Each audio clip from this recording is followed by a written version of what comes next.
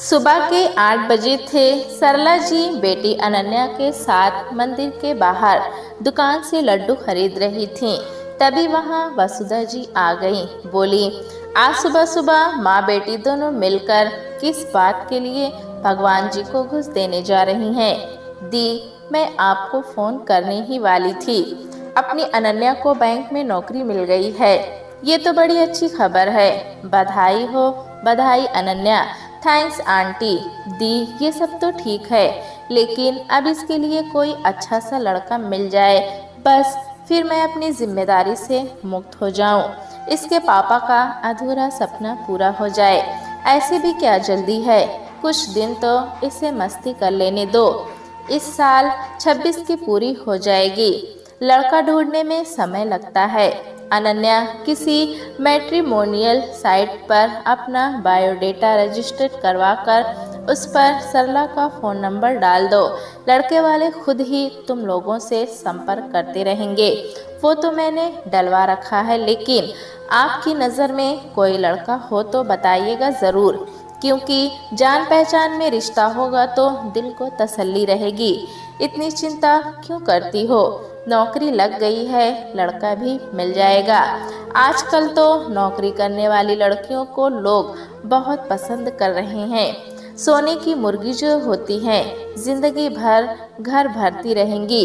तब भी ना तो दहेज कम हो रहा है और ना ही लड़कियों पर अत्याचार। हाँ हाँ, वो तो है, पर अनन्या क्या मेरी बेटी नहीं है? कोई लड़का समझ में आएगा तो ज़रूर बताऊंगी। मम्मी, आप भी कभी खुश नहीं रह सकती। आप कुछ नहीं तो मेरी शादी की चिंता में घुलने लगी। वसुधा जी और सरला जी दोनों प्रौढ़ महिलाएं थीं। मंदिर में होने वाली मुलाकात आपस में प्रगाढ़ रिश्ते में बदल चुकी थी। वसुधा जी संपन्न परिवार से थीं। दोनों बेटे ऊंचे ओहदे पर थे। बहू बच्चों से घर भरा था, लेकिन पति के निधन के बाद से वे अपने आप को नितांत अकेला पाती थीं।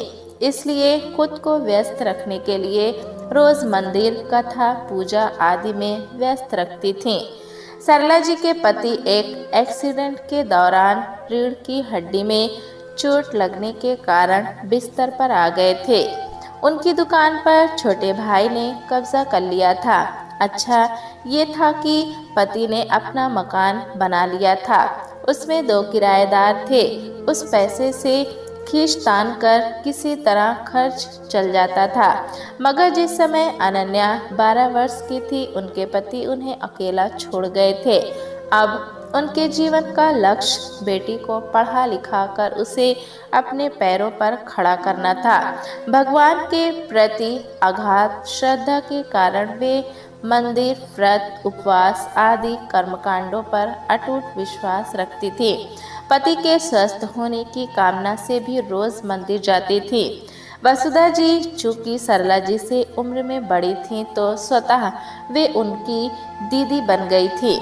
ससुराल पक्ष में देवर के दुकान हड़पने पर भी उनकी सास देवर के पक्ष में खड़ी थी। इसलिए ससुराल वालों के साथ उनके रिश्ते खराब हो गए थे और मायके में बूढ़ी माँ और भाई का परिवार था, जो खुद अपने जीवन यापन के लिए सदा संघर्षरत रहते थे।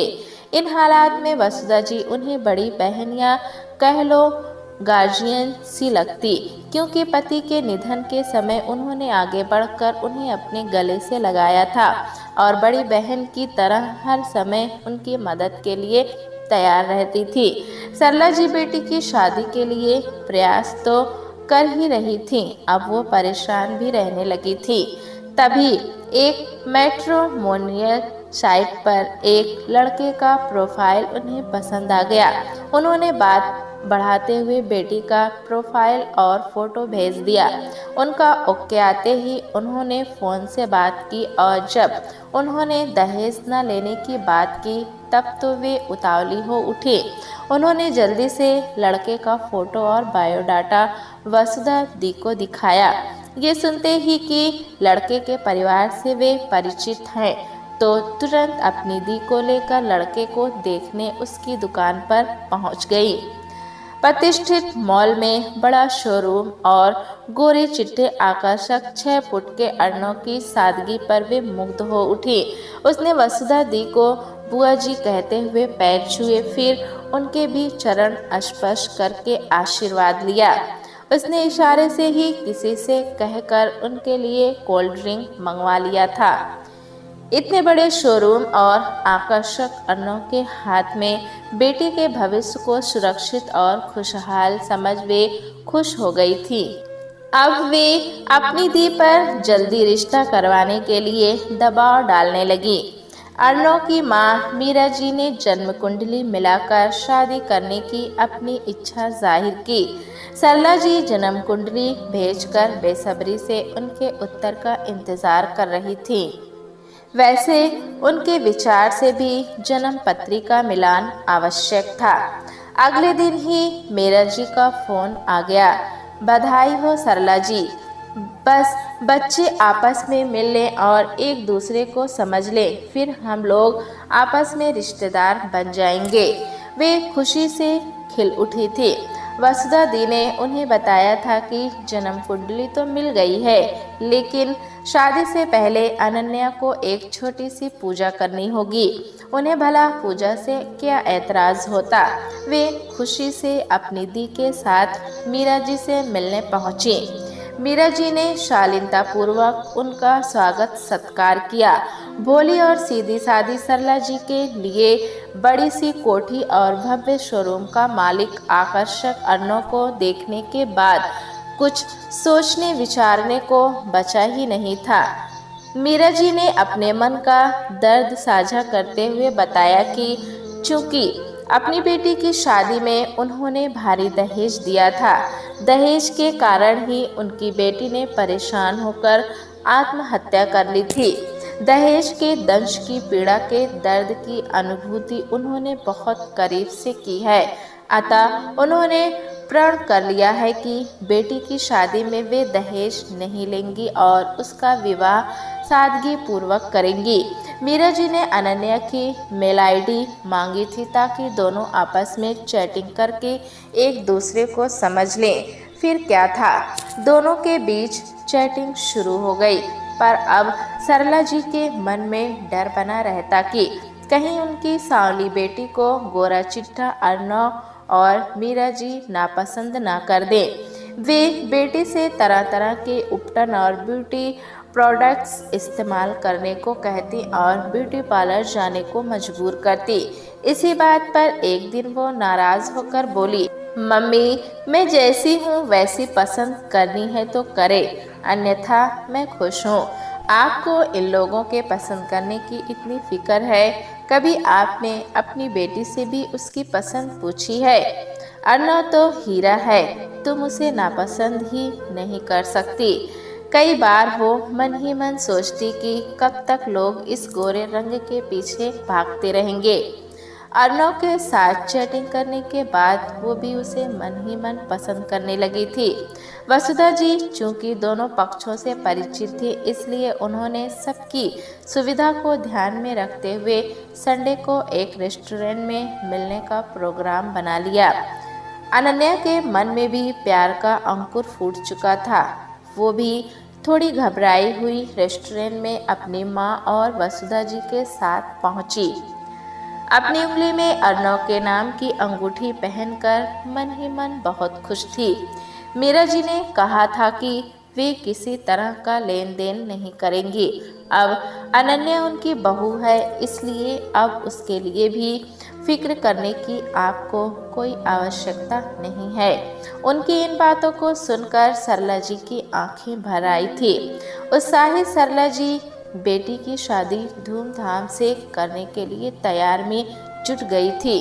वे सोचती कि इकलौती बेटी की शादी इतनी शानो शौकत से करेगी, सब देखते ही रह जाए। टॉप का marriage hall, decoration, event management आदि सब कुछ पर इन्होंने पानी की तरह पैसा बहाया। शॉपिंग तो पूरी ही नहीं हो पाई थी, कभी बुटीक तो कभी ज्वेलर तो कभी कुछ और। माँ बेटी और उनकी वसुधा दी शादी की तैयारियों में लगी हुई थी, लेकिन तैयारियां थी कि पूरी हो ही नहीं पा रही थी। शादी के 5 दिन बचे थे, तभी एक दिन उसने बताया कि आज मम्मी जी ने उससे व्रत करने को बोला है। उन्होंने उसके लिए पूजा रखी है। उसके राहु के घर में शनि बैठा है और सूर्य की अंतर्दशा में मंगल नीच कर घर में है। इसलिए शादी से पहले ग्रह शांति के लिए पंडित जी ने यह पूजा जरूरी बताई है। वे खुद धार्मिक विचारों की थी, इसलिए उन लोगों को इसमें कुछ गलत नहीं लगा था। वसुधा दी और वे उसे लेकर उनके बताए हुए मंदिर में गई। 3 घंटे तक लंबी पूजा चली।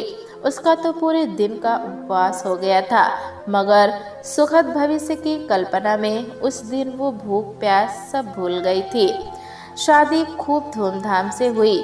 मीरा जी उसके लिए बहुत सुंदर जेवर और साड़ियाँ लेकर आई थी।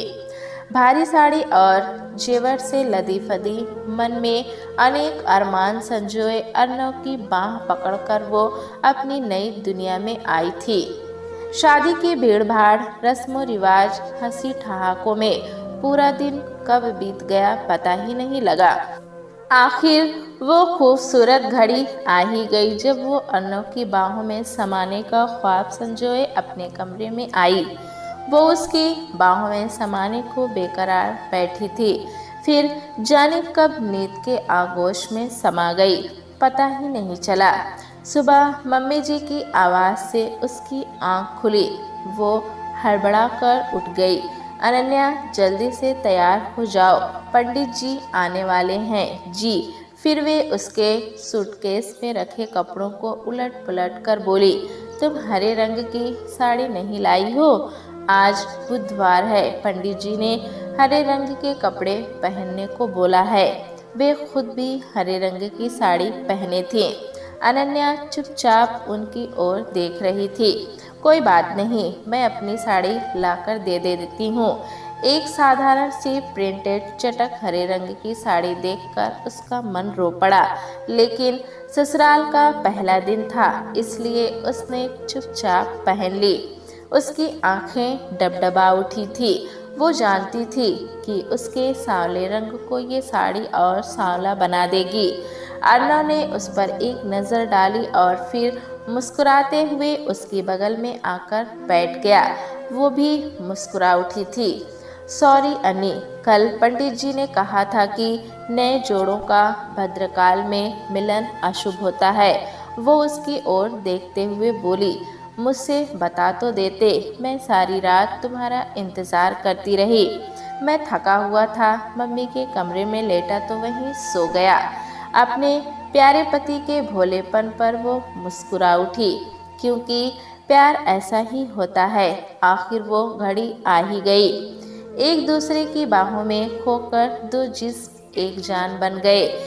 प्यार के पल इतने खूबसूरत होते हैं, ये एहसास अपने आप में ही बहुत सुंदर होता है। एक बात कहूँ, तुम बुरा तो नहीं मानोगी? प्रियतम की बाहों के झूले में प्यार में डूबती हुई अनन्या बोली, आपका हुक्म सिर माथे मेरे हुजूर। हिचकाते हुए अर्नव अटकते अटकते हुए बोला, अपनी सैलरी मम्मी को दोगी? वो उस समय अनन्या से आंखें नहीं मिला पा रहा था। अर्नव, तुम्हारे प्यार के लिए सैलरी क्या, मैं तो अपनी जान भी कुर्बान कर दूं। अर्नव ने तुरंत अपना हाथ उसके मुंह पर रख दिया। जब उसने सरप्राइज गिफ्ट के तौर पर हनीमून पैकेज के टिकट और प्रोग्राम उसे बताया तो वो खुश तो हुआ, लेकिन चेहरे पर घबराहट दिखाई दे रही थी। परेशान क्यों हो? कोई प्रॉब्लम हो तो बताओ। नहीं नहीं, दोनों कश्मीर की वादियों में श्रीनगर, पहलगाम, किलन मर्ग घूमकर वैष्णो देवी के दर्शन करने भी गए। अर्नव की एक बात अनन्या को बहुत खटकी कि हनीमून के दिनों में भी वो पूजा पाठ करता और घंटों तक माला जपता। बर्फबारी के कारण फ्लाइट कैंसिल हो जाने की वजह से वे एक दिन देर से घर लौटे। जैसे ही उन्होंने मम्मी जी को फ़ोन किया कि वे लोग घर पहुंच रहे हैं, वे नाराज स्वर में बोले, आज 9वां दिन है, इसलिए आज की रात कहीं होटल में रुक जाओ, कल सुबह आना। अनन्या बोल पड़ी, ये क्या बेवकूफ़ी है? तुम नहीं समझोगी, आज 9वें दिन घर लौटना अशुभ होता है। उसे अर्नव की सोच पर गुस्सा आ रहा था, लेकिन चुप रही। अब अनन्या चुपचाप अपने ससुराल की दिनचर्या समझने की कोशिश कर रही थी, क्योंकि अभी उसकी छुट्टियां बाकी थी। रोज सुबह 7 से 8 बजे के बीच एक पंडित जी का आगमन होता। उनकी सेवा के लिए फल फूल और नियमित रूप से मिठाइयाँ मंगाई जाती। स्वाभाविक था कि उन पंडित जी को महीने का पारिश्रमिक भी दिया जाता रहा होगा। मम्मी जी भी घंटों ना जाने क्या क्या पाठ करती, फिर माला जपती। अर्नव भी पीछे नहीं रहते, उनका पूजा पाठ तो हनीमून पीरियड में भी चलता रहा। अनन्या ध्यान रहे, मेरे यहाँ उन खास दिनों में किचन में प्रवेश करना वर्जित है। हमारा घर पूजा पाठ वाला घर है, तुम उन दिनों अर्नव से दूर रहना। सास की बातें सुन अनन्या को झटका लगा कि आज 21वीं सदी में भी लोगों की सोच ऐसी है। आज भी परिवारों में इस तरह का अंधविश्वास जड़ें जमाए हुए है। मासिक धर्म के दिनों के दौरान ये करो ये ना करो सुन सुनकर उसकी इच्छा हुई कि वो अपना माथा ही पीट ले। उसे अफसोस था तो इस बात का कि उसका पति अर्नव भी उसी कट्टर सोच को मानने वाला है। अच्छाई ये थी कि मम्मी जी और अर्नव दोनों ही उसका बहुत ख्याल रखते थे।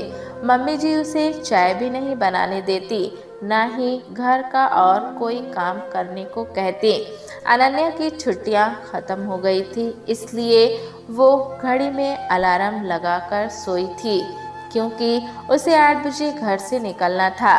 वो नहा धोकर किचन में अपना नाश्ता और चाय बनाने के लिए गई तो देखा कि मम्मी जी ने उसका फेवरेट पोहा तैयार कर रखा है और टिफिन भी तैयार थी। लेकिन अंधविश्वास में डूबी मम्मी जी ने उसकी ड्रेस के कलर के लिए टोक कर उसका मूड ही खराब कर दिया था। अनन्या चुपचाप ऑफिस चली गई। उसकी शादी को 6 महीने होने वाले थे। वो देखती कि अर्नव और मम्मी जी टीवी चलाकर धार्मिक चैनल देखते और उनमें बताए गए ऊट-पटांग कर्मकांड करते। ये सब देखकर उसे उन लोगों की बेवकूफ़ी पर हंसी भी आती और गुस्सा भी। उन दोनों का दिन टोने टोटकों और गंदे तावीज़ों में बीतता। एक दिन मम्मी जी ने उसे थोड़ा डपटते हुए एक कागज़ दिया, ध्यान रखा करो, सोम को सफ़ेद, मंगल को लाल नारंगी, बुध को हरे, बृहस्पतिवार को पीले, शुक्रवार को प्रिंटेड, शनिवार को काले, नीले और रविवार को सुनहरे गुलाबी कपड़े पहना करो। अनन्या ने कागज़ हाथ में लेकर सरसरी निगाह डाली और फिर बोली, इससे कुछ नहीं होता। अब उसने मन ही मन सोचना शुरू कर दिया था कि वो इस घर में जड़ जमाए अंधविश्वास को यहाँ से निकाल कर ही दम लेगी। जब अनन्या अर्नव से बात करने की कोशिश की तो वो भी मम्मी जी की भाषा बोलने लगा। नाराज होकर बोला, तुम जिद क्यों करती हो? मम्मी जी के बताए रंग के कपड़े पहनने में तुम्हें भला क्यों परेशानी है? उसे समझ में आ गया कि मर्ज ने माँ बेटे दोनों के दिल और दिमाग को दूषित कर रखा है। इन लोगों का ब्रेन वॉश करना बहुत आवश्यक है। अर्नव की उंगलियों में रंग बिरंगे पत्थरों की अंगूठियों की संख्या बढ़ती जा रही थी। वो देख रही थी कि अब सुबह 5 बजे से ही मम्मी जी की पूजा की घंटी बजने लगी है। घंटों चालीसा पढ़ती, माला जपती, कभी मंगलवार का व्रत तो कभी एकादशी तो कभी शनिवार का व्रत, कभी गाय को रोटी खिलानी है तो कभी ब्राह्मणों को भोजन कराना है, कभी कन्या पूजन। वो मम्मी जी के दिन रात के पूजा पाठ और भूखा रहने व व्रत उपवास देखकर परेशान हो गई थी। अर्नव भी बिन पूजा किए नाश्ता नहीं करता और घंटों लंबी पूजा चलती। अखंड ज्योति 24 घंटे जलती रहती। मम्मी जी और अर्नव उस पर अपना प्यार तो बहुत लुटाते थे, लेकिन धीरे धीरे उन्होंने अपने अंधविश्वास और कर्मकांड की बेड़ियां उस पर भी डालने का प्रयास शुरू कर दिया था।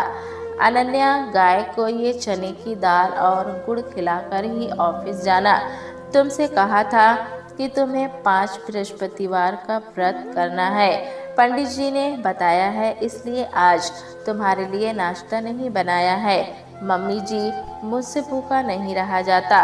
भूखे रहने पर मुझे एसिडिटी हो जाती है, सिर दर्द और उल्टियाँ होने लगती हैं। और फिर उसने टोस्ट में ब्रेड डाली और बटर लगाकर जल्दी जल्दी खाकर ऑफिस निकल गई। अनन्या ने अब मुखर होना शुरू कर दिया था। मम्मी जी, इस तरह भूखे रहकर अगर भगवान खुश हो जाएं तो गरीब जिन्हें अन्न का दाना मुहैया नहीं होता, वे सबसे अधिक संपन्न हो जाए। मम्मी जी का मुंह उतर गया। जब वो शाम को लौटी तो माँ बेटे के चेहरे पर तनाव दिखाई दे रहा था। उसने देखा कि पंडित जी को मम्मी जी 2-2 हजार के कई नोट दे रही थी। अनन्या नाराज होकर बोली, मम्मी जी, ये पंडित जी आपका भला नहीं कर रहे हैं, वरन अपना भला कर रहे हैं। ये तो उनका व्यवसाय है, लोगों को अपनी बातों में उलझाना, ग्राहों का डर दिखाकर उनसे पैसे वसूलना, ये उनका धंधा है और आप जैसे लोगों को ठग कर इसे चमकाते हैं। राम राम, कैसी नास्तिक बहू आई है। पूजा पाठ के बलबूते ही सब काम होते हैं, माफ करना प्रभु। बेचारी भोली है। शनिवार का दिन था, अनन्या की छुट्टी थी। काले लिबास में एक तांत्रिक जो अपने गले में बड़ी बड़ी मोतियों की माला पहने हुए थे, मम्मी जी ने उन्हें बुलाकर उनसे आशीर्वाद लेने को कहा तो अनन्या ने आंखें तरेर कर अर्नव की ओर देखा। उसने उसका हाथ पकड़कर उसे प्रणाम करने को मजबूर कर दिया।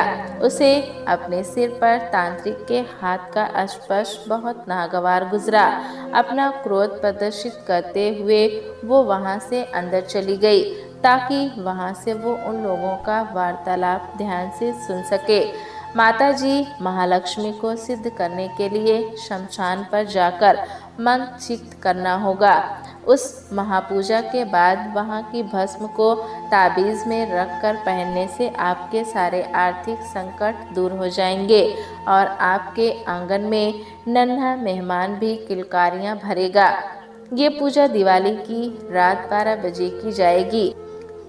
इस पूजा में आपकी बहू को ही बैठना होगा, क्योंकि लाल साड़ी में सुहागन के द्वारा पूजा करने से महालक्ष्मी अवश्य प्रसन्न होंगी।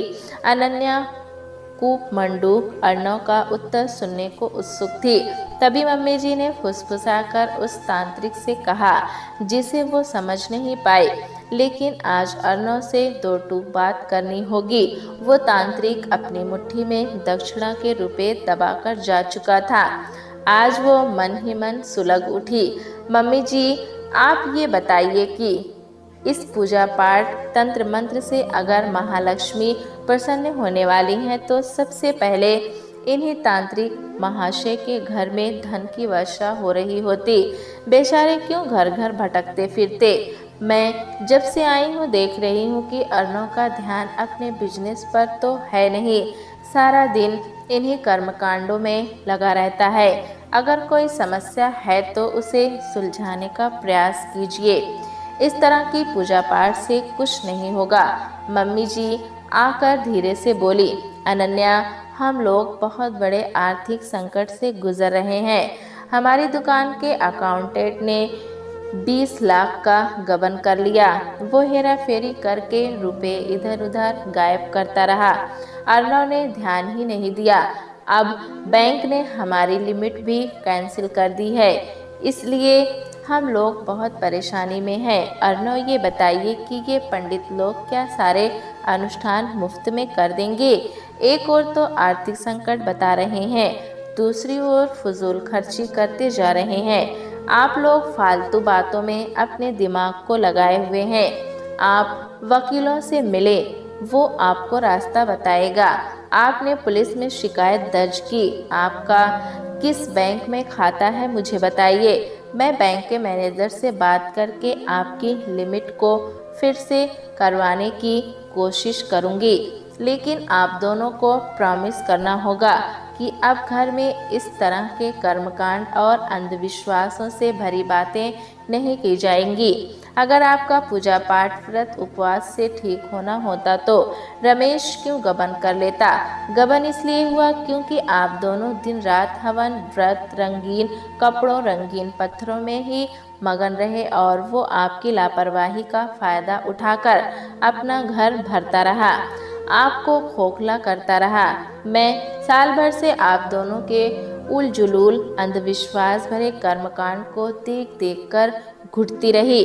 अगर आपका यही रवैया रहा तो मैं अपने भविष्य के निर्णय के लिए स्वतंत्र हूँ।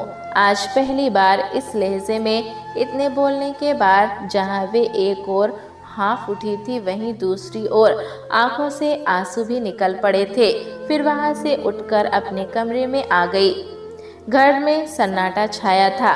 काफी देर बाद मम्मी जी आई। बेटी तुम सही कह रही हो, हम दोनों की आंखों पर अंधविश्वास की पट्टी बंधी थी। रमेश ने गबन करने के बाद अर्नव को मार डालने की भी धमकी दे दी।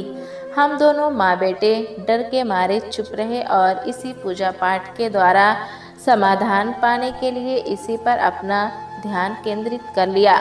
इसी संकट से निपटने के लिए तुम्हें बहू बनाकर लाए ताकि हर महीने घर खर्च चलता रहे। लेकिन अब मैं खुद शोरूम में बैठा करूंगी, अर्नव बाहर का काम देखा करेगा।